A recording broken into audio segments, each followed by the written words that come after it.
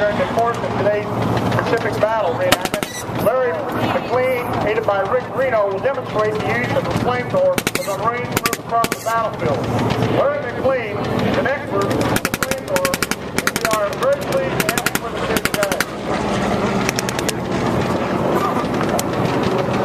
Flying our Japanese heroes today, the A6M3 from Ventura, California. From Minot, North Dakota. In our Corsairs, Dan Damio, Doug Rosendahl, John Fuentes, Tom Duffy, and John Corretti. I'd like to take time to mention the use of the LBTs and the tanks on television. What you see out here in front of you are 4 LBTs, or called track alligators. This is a type of landing craft that they use a lot in the Pacific. It was also first used at the Battle of Tarawa. Also, coming up behind them are Stewart tanks. And those were used mainly in the Pacific. They were also used in Europe, but the use of the Stewarts is what was used on many of the island campaigns. First used in Wallstown and Bougainville and some of the other battles.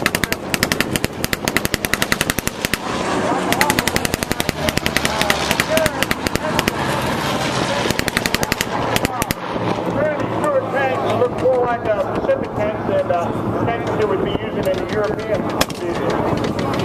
It took an awful lot of work for these guys to prepare these tanks to look more like Pacific tanks than European tanks. They have the proper color schemes and adding extra protection to the tanks. They put railroad ties and sandbags to give themselves extra protection, frontal protection on these tanks. I'd like to thank all the LBT owners and crews for all their efforts to make the LBTs available for the battle. I'd like to also thank all the Corsair flyers and the Japanese Zero flyers too for their battle.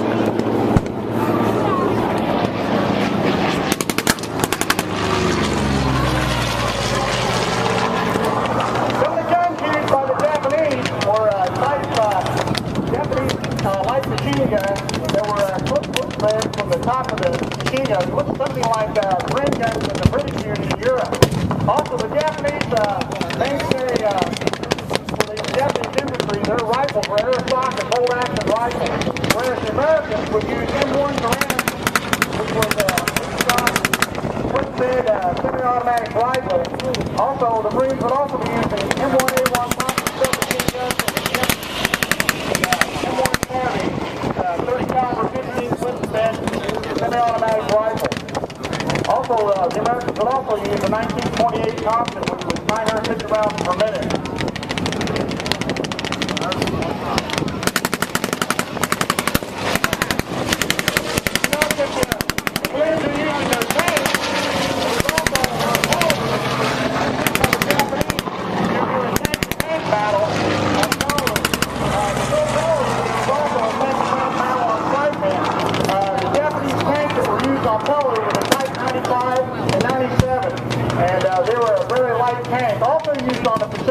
Not only were the Stewarts used, but the Sherman M4A1s were used, and the Japanese Type 95 and 97 tanks were no match for the American tanks.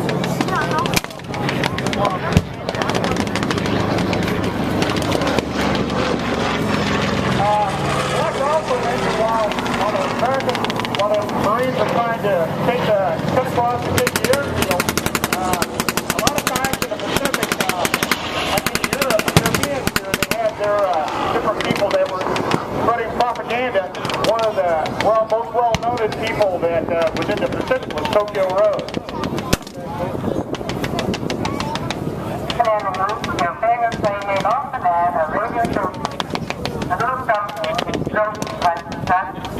We're ready again for a vicious assault on your morale. 10 times the music and moves for our friends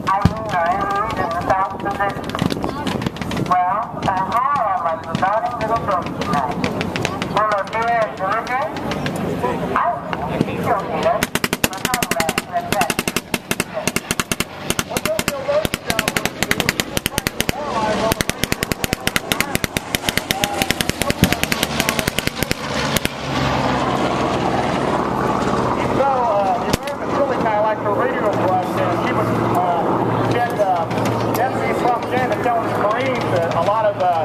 island forts being taken by the Marines, and she was trying to demoralize the troops. A lot of times she did come pretty close to predicting some of the outcome of the battles in the Pacific, like plane casualties and ships being sunk and submarines being sunk from the Japanese.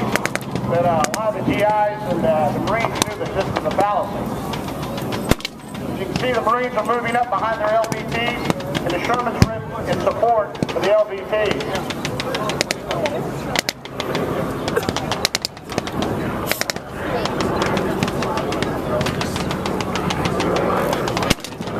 You also notice out there are a few bunkers.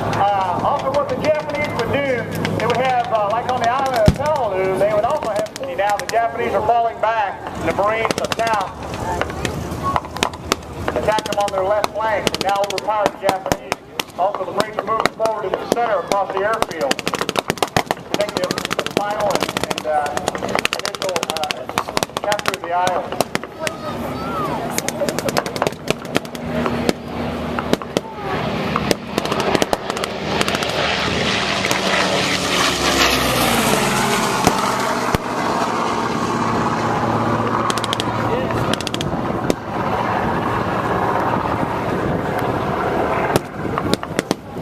The flamethrower moving up on the Japanese left. He's attempting to take out the final and last bunker on the left side of the Japanese flank.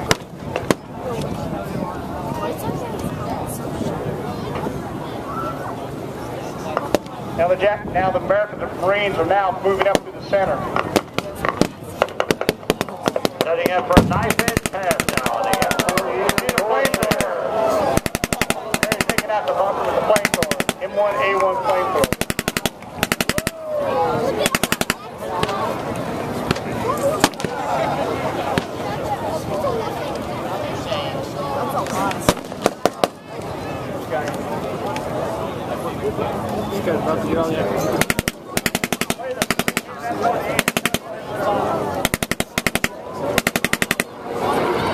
There's the knife edge pass by the M4U Corsair. This one is an M1D Corsair.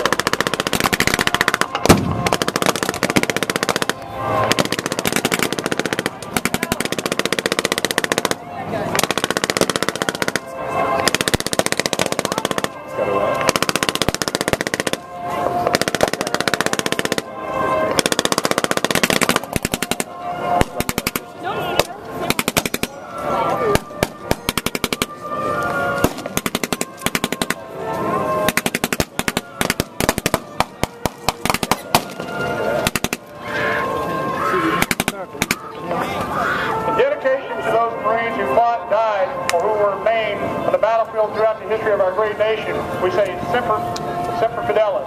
To all of our veterans joining us here today, we also say welcome home, thank you for your service, and God bless the United States Marine Corps. Thank you everyone, and this concludes ETO Battle Recreation for this afternoon.